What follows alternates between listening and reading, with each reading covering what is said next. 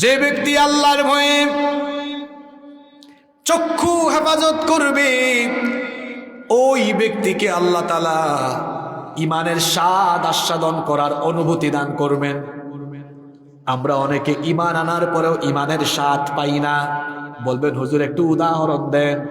উদাহরণ হলো, এক ব্যক্তি ঈমানের জন্য জেলে যায়, জীবনও দেয়, আরেক ব্যক্তি ঈমান এনেও দেখা যায় হকের উপর থাকে না, পয়সার কাছে বিক্রি হয়, পদের কাছে বিক্রি হয়। আছে না নাই? তাই একজন ব্যক্তি ঈমান এনে পদ পায়, টাকা পায়, আর একজন ঈমান এনে জেলে যায়, জীবন দেয়। তো দুই ব্যক্তি তো বলে ঈমানদার। আল্লাহর রাসূলের সাহাবীরা ঈমান এনে জ্বলন্ত কয়লার উপরে পুড়েছেন। খাব্বাবকে জ্বলন্ত কয়লার উপরে পোড়ানো হয়েছে, বেলালকে উটের দড়ি দিয়া বেঁধে মরুভূমিতে দৌড়ানো হয়েছে, ঠিক কিনা? তো একজন ঈমানের কারণে মার খায়, মার খাওয়ার পরে কাফিররা বলে এত মার মারি তোদেরকে, তারপরে ঈমান কেন ছাড়িস না? ছাড়বে কেমনে? সে তো ঈমানের মজা পেয়েছে, সে জানে এই ঈমানের উপরে থাকলে আমি যদি ইস্তেকামত থেকে মরতে পারি, এই ঈমানের বিনিময়ে জান্নাত দিবেন যিনি, তিনি কে? আমাদের জাতির পিতার নাম হলো ইব্রাহিম আলাইহিস সালাম। তিনি জাতির পিতা জোর করে হয়েছেন নাকি আল্লাহ তাকে বানিয়েছেন? মিল্লাতা আবিকুম ইব্রাহিম হুয়া সাম্মাকুমুল মুসলিমিন। তোমাদের মিল্লাতের পিতা হলেন ইব্রাহিম, তাকে ইব্রাহিম আলাইহিস সালামকে জাতির পিতা বানিয়েছেন কে? ইব্রাহিম আলাইহিস সালামের দাওয়াতের কারণে ঈমানের পথে দাওয়াত দিয়েছেন। নমরুদের গোষ্ঠী আগুনের কুণ্ডলী জ্বালালো, আগুনের কুণ্ডলী জ্বালিয়ে যখন তাকে অগ্নিকাণ্ডে ফেলবে, আগুনে ফেলবে, নমরুদ কই কি ব্যাপার ইব্রাহিম? আগুন দেখে বুঝি ভয় লাগে? ভয় লাগে? ঈমানদাররা আগুন হোক, পানি হোক, বিপদ হোক, মুসিবত হোক, জেল হোক, ফাঁসি হোক, ঈমানদার আল্লাহ ছাড়া কাউকে ভয় করে না। ঈমানদাররা জালিমদের ফাঁসির রশিকে স্যান্ডেলের ফিতার মতো মনে করে। আমাদের জাতির পিতাকে নমরুদ কয় কি ভয় লাগে?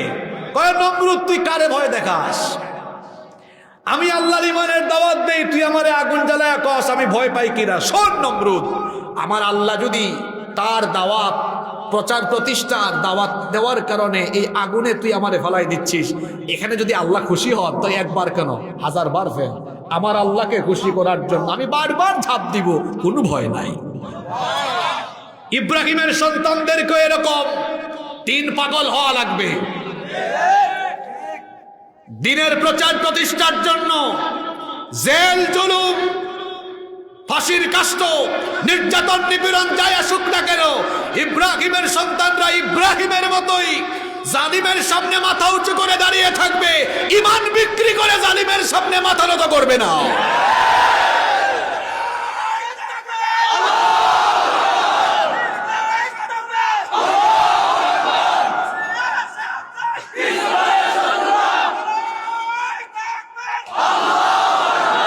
আল্লাহ কবুল করেন।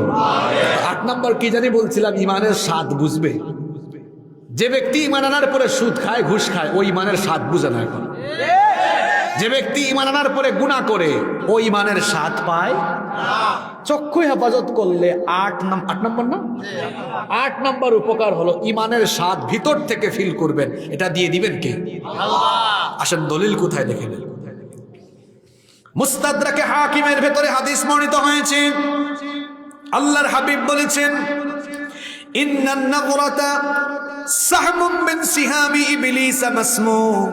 চোখের দৃষ্টি হলো শয়তানের নিক্ষিপ্ত তীর সমূহের মধ্যে একটা নিক্ষিপ্ত তীর। মান তারাকাহা মিন মাখাফাতি আবদালতুহু ঈমানান ইয়াজিদু হালাওয়াতাহু ফি কলবি। দুঃখিত, কিছু মিস্টেক হয়েছে আমার, এটা হাদিস নয়, এটা হাদিসে কুদসি। আল্লাহ তাআলা বলেছেন যে ব্যক্তি আমাকে ভয় করে, আমার ভয়ে চোখের দৃষ্টি অবনত করবে, তার বিনিময়ে আমি তাকে এমন ঈমান দিব যে ঈমানের স্বাদ সে অনুভব করবে। কয়টা বললাম? আপনারা ঈমানের স্বাদ চান কি চান না? হৃদয়ের আয়না কি? ভুলে গেছে। হৃদয়ের আয়না কি? এই হৃদয়ের আয়নাকে হেফাজত করতে